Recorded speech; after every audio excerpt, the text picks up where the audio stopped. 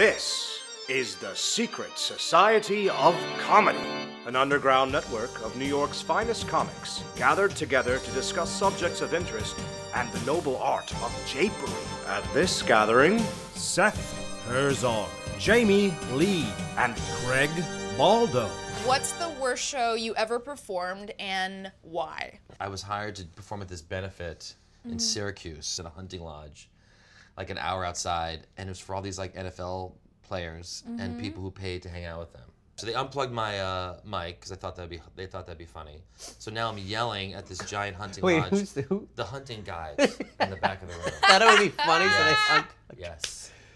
Well, it works. So now I'm yelling to like this giant room of 300 people, and You're everyone making starts lemonade. talking to each other because like the vibe's wrong because the mic is out, and that's when I went into my Jesus material, which was the stupidest idea I've ever had in my life. You guys see the Passion of Christ? A lot of people think it was anti-Semitic. They asked me if you think it was anti-Semitic, and I say no, it wasn't anti-Semitic at all. If you think Jesus finally got what he deserved. You have to make a mental jump on that joke to get why it's funny. Right.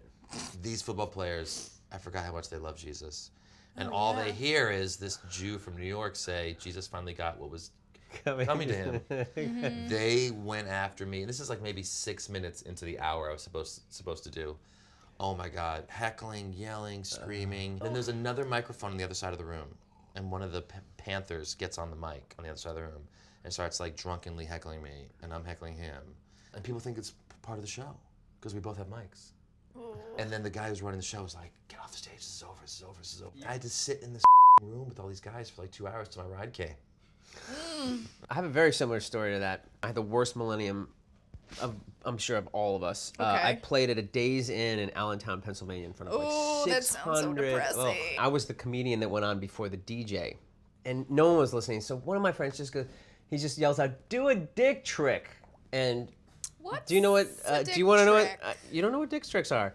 They're like, it's like puppetry of the penis. There's the bulldog. There's the budding flower. The bulldog? There's the Rolex. So I like jewelry. So I turned around and I literally did the Rolex. And the Rolex dick trick is when you take your manly member and you pull it over your wrist. Manly member is the least manly way to describe it. I don't know how to say it. My penis. Yes. Get And clinical. I pulled it over. You pull it over your wrist. Oh my God. How'd you have enough to pull over your wrist? And then everyone who wasn't listening, they all dead quiet. They're all looking at me doing this. And the guy on the side, just like you, was like this. It's like, this is over. This is this over. is over. This is over. I was performing at one of those pubs on like, I don't know, 30th Street. 5 audience members.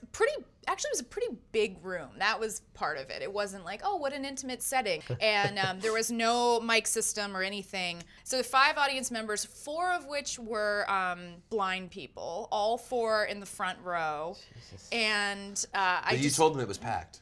Yeah, they could tell. I had maybe like 5 jokes I really like cared about and would tell, and one of them, which you may remember from when I started, was about Flavor Flav. I was telling the joke, and I go, yeah, he was wearing this this leather jacket, and I said, this black leather jacket, and I go, black is the color you guys see always.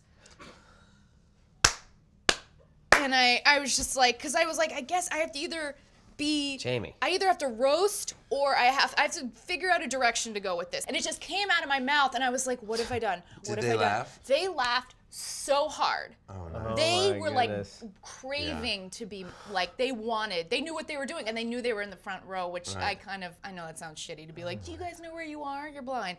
But they did know that they were in the front row.